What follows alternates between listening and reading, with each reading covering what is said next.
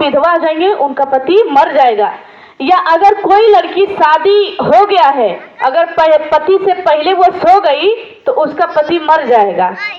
अब तो आदमी आवे चाहे 12 बजे चाहे 1 बजे, मेहरारू 8 बजे चादर तान के सो जाती है कि नहीं। लेकिन उस जमाने में सोचिए कि हमको घर से बाहर नहीं निकलने दिया जाता था, हमको कोई सुख सुविधा नहीं थी। और उस जमाने में एक हमारे 2 महापुरुषों का जन्म हुआ, जिनका नाम था ज्योतिबा राव फुले और माता सावित्रीबाई फुले, जो आप सबके लिए उन्होंने पूरा जीवन जो है कुर्बान कर दिए। यहाँ तक कि समाज से उनको गालियां सुनने को मिलता था। और वो ऐसा नहीं कि एक समुदाय की महिलाओं को पढ़ाने के लिए वो मतलब लड़ाई लड़ी थी, वो चाहे ब्राह्मण हो, चाहे कोई भी जाति हो, कोई भी धर्म की महिलाएं हो, सबको वो पढ़ाने के लिए प्रेरित करती थी। लेकिन सोचिए कि एक वो जमाना था कि हम पढ़ नहीं सकते थे, और जब हमारे महापुरुषों की वजह से आज हमको घर से बाहर निकलने की आज़ादी मिल गई, हमको पढ़ने लिखने की आज़ादी मिल गई, कुछ सुनने को हमको आज़ादी मिल गई, तो आज हम अपने घरों से नहीं निकलते हैं। उस जमाने में हम घर से निकलना चाहते थे तो लोग निकलने नहीं देते थे। लेकिन आज हमको आज़ादी मिल गई है कि नहीं, लड़कियां आगे बढ़ो, घर से निकलो, पढ़ो लिखो। तो आज कुछ लड़कियां हैं जो घर से नहीं निकलना चाह रही हैं।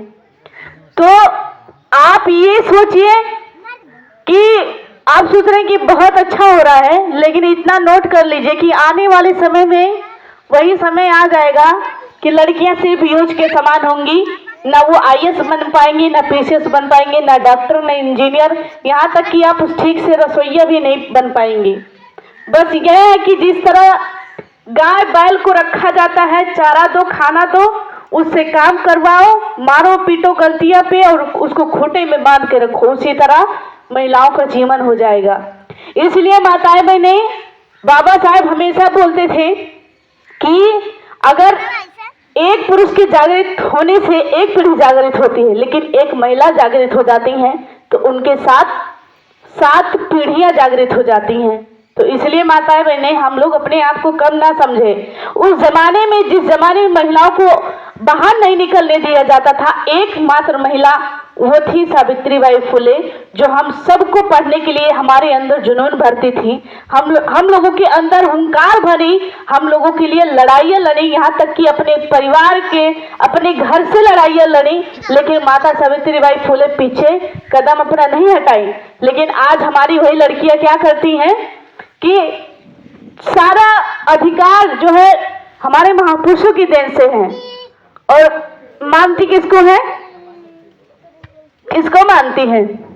शिवरात्रि का जो व्रत रखती हैं, और उनका सरस्वती जी के अभी पूजा आने वाला है ना, सरस्वती जी का पूजा लोग कर, लड़के रोड पे चंदा काट रहे हैं कि सरस्वती जी का पूजा आ रहा है, जो है चंदा दे दीजिए। माता सावित्रीबाई फुले जब उस जमाने में निकली थी जो है शिक्षा देने के लिए, तो उनसे एक लोग सवाल कर दिए, यही सरस्वती जी का जो मनाया जा रहा था, बच्चे ध्यान देंगे, जय भीम। सरस्वती जी का वो सरस्वती जी का जो है मनाया जा रहा था त्योहार। तो वहां पे माता सावित्रीबाई फुले जाकर बोली कि ये बताइए बच्चों कि ये कौन है? तो वहाँ के बच्चे बोल रहे हैं कि ये ज्ञान की देवी है, ये ज्ञान की देवी है, ये जो है सरस्वती माता है। तो माता सावित्रीबाई फुले बोली कि ये बताइए कि जिस जमाने में वो ज्ञान की देवी वो महिला कैसे हो सकती है, जिस ग्रंथ में लिखा है कि महिलाएं अगर शिक्षित होंगी, पढ़ेंगी तो वो विधवा हो जाएगी। तो ज्ञान की देवी सरस्वती कैसे हो सकती है जब उस ग्रंथ में, उस जमाने में पढ़ने का अधिकार ही नहीं था। आप भी सोचिए कि जिस जमाने में पढ़ने का अधिकार नहीं था तो ज्ञान की देवी सरस्वती कैसे हो सकती है। अरे सबसे पहले स्कूल तो माता सावित्रीबाई फुले खोली थी, जो भारत की सबसे पहले प्रथम जो है महिला शिक्षिका बनी थी, और ज्योतिबा राव फुले साहब। तो माताएं बहनें, आप सबको ध्यान देना पड़ेगा कि हमारे महापुरुष इतने आए और अभी भी हैं उदाहरण के रूप में। लेकिन आज हम लोग अपने आप को नहीं समझ पा रहे हैं, अपने महापुरुषों को नहीं समझ पा रहे हैं। हम लोग शर्माते हैं, भागते हैं। अब एक पवरिया वाला आ जाए गांव में, तो पवरिया जानती है ना, आप सब लोग जानती होंगी। जाते हैं, नाचते हैं, गाते हैं, इतनी भद्दी भद्दी गालियां देते हैं सब गाने में, और वही सारी महिलाएं सुनती हैं और तालियां बजाती हैं, हंसती हैं एक दूसरे को देख के। और आज यहाँ पे हम मीटिंग करने आए हैं और हम जबरदस्ती बुला रहे हैं, तो कोई मतलब जल्दी आने के लिए नहीं जो है राजी हो रही है। लेकिन पवरिया किसी को बुलाने जाते हैं, किसी को बुलाने नहीं, वो आएंगे, ठुमका लगाएंगे, 2-4 गाड़ी देंगे, सारी महिलाएं इकट्ठा हो जाती हैं, पैसा देंगी, चावल देंगी, सोना देंगी, और ये तो कहेंगे कि नकिया में की दे तो न तुम्हारा लड़का मर जाएगा। शराब देती। किसी को ये अधिकार है कि वो जब बच्चा, जैसे कोई महिला है उसको बच्चा नहीं हो रहा है, वो बेचारा कैसे अपनी पत्नी का इलाज कराया, कैसे दवा दर्पण कराया, उसको एक बच्चा हुआ है, और एक पवरिया वाला आके उसको शराब देता है कि तुम्हारा बच्चा मर जाएगा अगर नाक में का नहीं दोगी तो।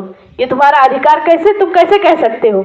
जब उसको बच्चा नहीं था तब तो तुम आशीर्वाद देने नहीं आए थे कि तुम्हारा बच्चा हो जाए। हैं?